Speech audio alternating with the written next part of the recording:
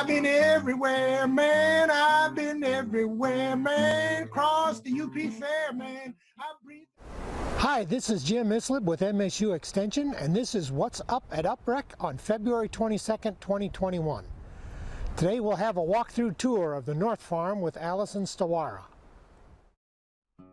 So we're in the hoop house. This northwest corner is where all of the kind of the manifolds and the hydrant is for the hoop house. Hoop house is a 30 by 196 foot long passive greenhouse that has 2 layers of plastic on it. And inside we've got an inner row cover for greens in the wintertime, all in-ground growing. The front half that you see right here is about 35 feet long, and the back half where the coverings are, that's about 140 feet long. Got greens in the winter underneath here. It's all in-ground growing. The tops of the beds are about 48 inches wide in the back, and then those beds right there are about 30 inches wide. The water hydrant is frost-free hydrant, so it's our main irrigation. The hoop house has automated roll-up sides that are controlled by the manifold in the front corner of the hoop house. You can see they go up about 6 feet tall. They can be set to roll up to any height. They go up at about 75 degrees. The frost-free hydrant, all of the irrigation parts need to be taken off in the winter to ensure the hydrant doesn't freeze and the pipe burst. The overhead irrigation is used in the fall, winter, and spring, and that all gets drained at the end of each time it's used to ensure that the water doesn't freeze in there. And then in the summer, we use a drip irrigation system to water summer plants like tomatoes and cucumbers and peppers. The dairy barn is a space that we use primarily for equipment storage, large equipment, and then we also have space inside for farm business incubator participants to store hand tools, amendments, smaller things that they want to keep in there. So we've got one dairy barn stall right here that participants can use. Our Quonset hut is more tool and equipment storage. This also functions as our shop area, has space for hand tools, your basic construction equipment. In the back, just past where Abby is standing, you can see all of our hand tool storage. We also store our 2-wheel tractors here that farm business incubator participants have access to. There's our tool storage again, all nice and organized. Our irrigation equipment is also stored back here. Further in the back, we have areas for larger pieces of equipment. Our cover crop seed is stored in those blue barrels. Our harvest bulk bins are back there, and our organic mulch hay for things like garlic is stored back there. We have our transplant greenhouse. This is a 30 by 96 foot space that has 2 propane heaters in it. In the springtime, we hang a curtain of old greenhouse plastic halfway through so that we don't have to run both heaters. We can heat just the front half. You can see we've got potting benches and supplies for that. Our handmade greenhouse benches are right there for transplant trays. We have circulation fans. Again, this is another double layered poly greenhouse, but this does have supplemental heating. Like we've got another frost-free hydrant that supplies irrigation into this building. And then some big roll-up garage doors for bringing in soil and pulling out transplants. Trays are stored over here for transplant production.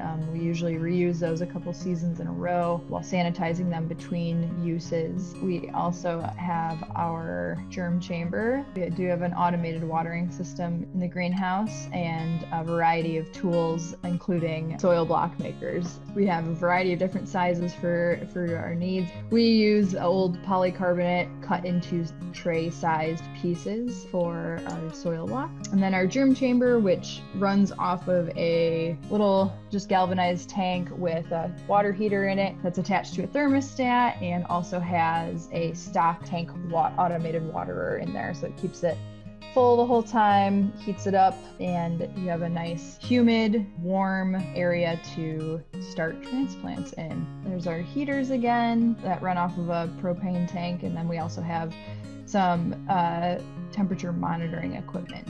that we use to make sure that the greenhouse is staying at the right temperature. In the bottom half of the dairy barn, we have our root cellar, which is kind of a powerhouse of the farm to some extent. It's sunk into the earth and is reinforced concrete. It stands alongside the now defunct milking parlor that was used back when this dairy barn housed dairy cattle. The root cellar was built in 1913, and we use it to store hardy crops like cabbage, onions, beets, carrots, garlic, celeriac, rutabaga, various root vegetables. And it is passively kept above freezing by the thermal mass of the earth around it. We have space down here for both North Farm crops and for farm business incubator participant crops too. We have circulation fans and lights in there as well. And in the spring, we usually start moving crops out of the root cellar when the temperature gets above 40 degrees. So because we don't actively heat or cool this space, we really only can use it when it is below 40 degrees, which is the temperature that food can be safely stored at without bacterial growth starting.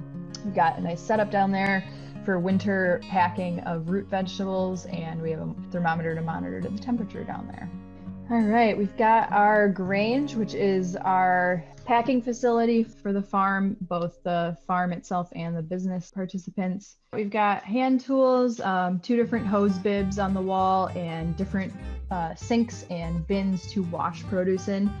We have 2 modified dryers that are used to spin dry greens such as spinach, lettuce, arugula, things of that nature. The orange baskets are placed into those with the washed product after it's been triple washed in those sinks that you can see right there. Once the product has been cleaned and dried, it can go into one of the 2 walk-in coolers that we have. During the summer, we set them to 2 different temperatures to accommodate summer produce and things that require a little bit higher temperature. In addition to some of those other tools, we have these grates that we set on bins to spray off produce. So if we have smaller amounts of produce that need to be washed but not necessarily dunked, they can be sprayed off on those grates. This interesting looking piece of equipment right here is our root barrel washer, which was custom built to accommodate root vegetables of different kinds that we want to clean in mass. We grow typically around a half acre of carrots every year, and without this little piece of equipment, we would spend a lot of time hand washing carrots. You feed the dirty carrots in the front through that chute that you can kind of see on your left. There's a slight angle downwards towards the other end of the barrel washer, and as the carrots move through there, the barrel itself spins. There's a copper pipe that has some holes poked in it that water can spray out of to wet the carrots, and the action of the spinning, the water and the friction of the carrots against each other pulls most of the dirt off of them, and they come out on the other side clean and ready to be dried and packed. That piece of equipment can get moved around into the main washing area where it can get hooked up to outlet for the electrical motor to run off of, as well as a standard 3/4 inch hose heading to deliver water to it. In this area back here, we have storage for packing materials, including wax boxes, plastic bags, other items that farm participants or farmers might use to package the produce once it's washed and dried, and some various food safety checklists that are utilized to make sure that all safety protocols are being followed in the wash pack. We also have a pesticide application record to inform participants both of the program and visitors of when we are spraying OMRI-approved pesticides on the landscape. In addition, we also have bathrooms, a break area for employees and participants, and our tool library, which is managed by Abby Palmer. There is also space upstairs for gatherings we've used in the past for conferences, meetings, and other activities. Lastly, we've got the Holstein Hilton, which contains both office space for our farm staff, as well as some communal space where we house interns over the summer, including a nice little kitchen, some bedrooms, and a bathroom. This space is used primarily by our farm staff, but also holds a space for meetings upstairs with farm business participants or other stakeholders in the North Farms programming. That's what's up and up, Rick. Hope to see you again next time. Well, I'm so glad I'm living in the old UP.